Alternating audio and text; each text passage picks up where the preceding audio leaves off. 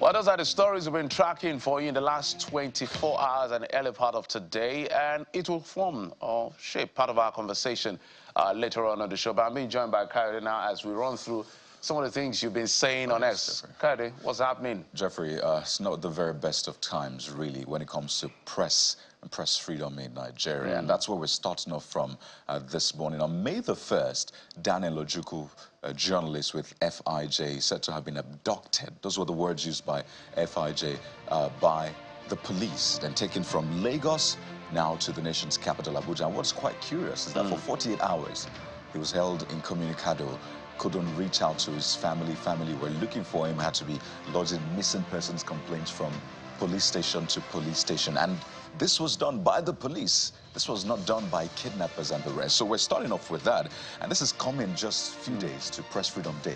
Yeah. So imagine all of that mixed remember together. The incident that happened prior to, I think it was last month, right. A gentleman from, I've forgotten the name of the media house. I've forgotten his name, but he was also held by the military for about 72 hours or so before his family could know what was going on. We put out that, I think we had an interview. Yeah, we had it here. Exactly, on Channels Television. So Daniel Ojukwu was said to have been abducted on May the 1st, just a few days to Press Freedom Day.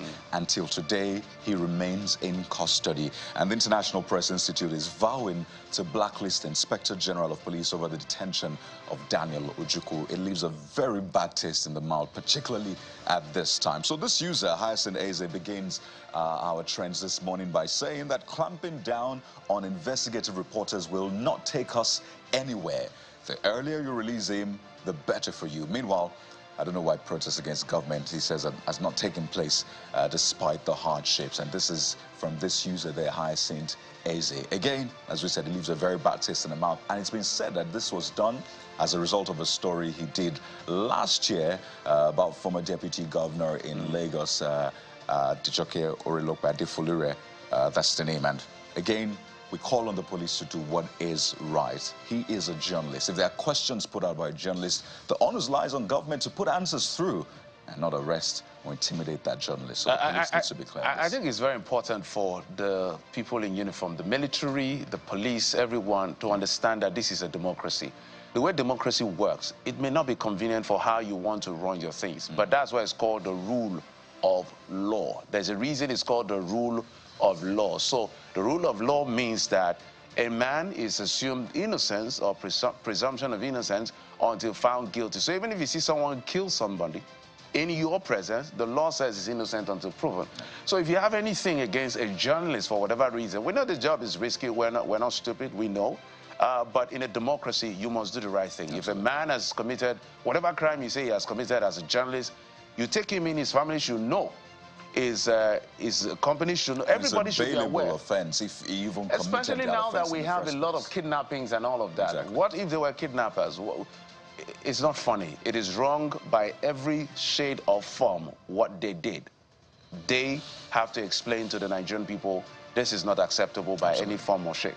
Fidelis Lawrence says, how can someone whose primary duty is to protect lives and property abduct someone for over 24 hours without notifying any member of the family? I really wish more justice could be done. So I think enough is said. You can't just pick up people and get their incommunicado. It's unacceptable. Absolutely. And I mean, some will say this operation, abducting someone in court for 48 hours, just reminiscent of what we've seen happen with kidnappers and bandits. And that takes us to the next conversation. Bandits recruiting youths for as low as 500 naira, says Rada. That's Governor Diko Rada. So it's shocking. Not 500,000 naira, not 5,000 500 naira. 500 naira. So this first user, Isa_Liberty, says that, why don't you just offer more to recruit the youths and then give them more job opportunities, including businesses, to distance them from the bandits? If this is coming from a governor, it's really sad that this is really happening. But let's read your thoughts. Salvage Response says, then recruit some youths with higher income, buy them away, catch them younger in the Nigerian army, make joining the army free, and all other forces free to protect the country should be encouraged with free recruitment.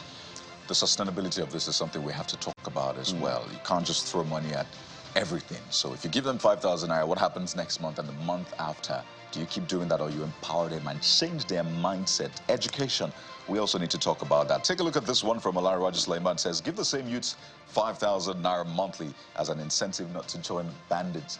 Simple, he says. As simple as that, according to him.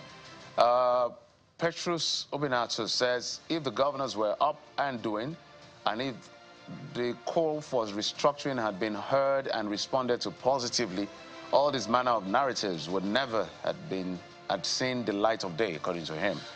So while that is playing out, let's come over to Lagos, Nigeria's commercial capital. There's been some demolitions, and the one in Mende Village, or Mende Villa Estates, caught the attention of a lot of people. And, well, I imagine that you know what's going on with that. It's said to be in the flood path. Some structures were erected, according to government, illegally, blocking the flood path. System 1 drainage, well, it's a drainage structure, essentially. But here's what we have about that, Ajuba 101, because there's been a lot of hue and cry about that. Did government give them notice? Did it not? Government said, well, we'll give them a lot of notice.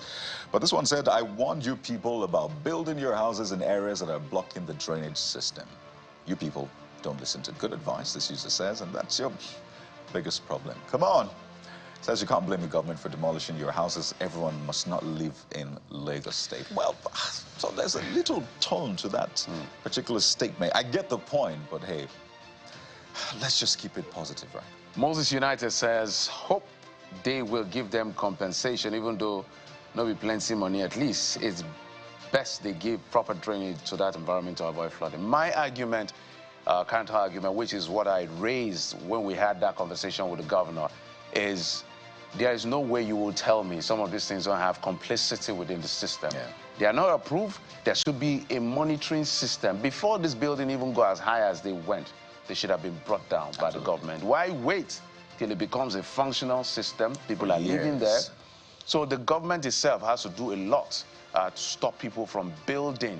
Let it not even go as high as it goes before it's being brought down. So the government should absolutely take its own take responsibility and this. And that just ties to what Obiora Ato says, saying, is it not the same government that sort of gave them the permit to build and allowed it to go on and on in the first place? But so those are the major talking points, really. That list purportedly released by the EFCC of ex-governors under investigation is also big on the trends, especially because the EFCC said it's not from us. People are saying, well, when will the EFCC's list come out? Right? It's only fair to fill the void because the way it's going, like, everybody has to be under the radar.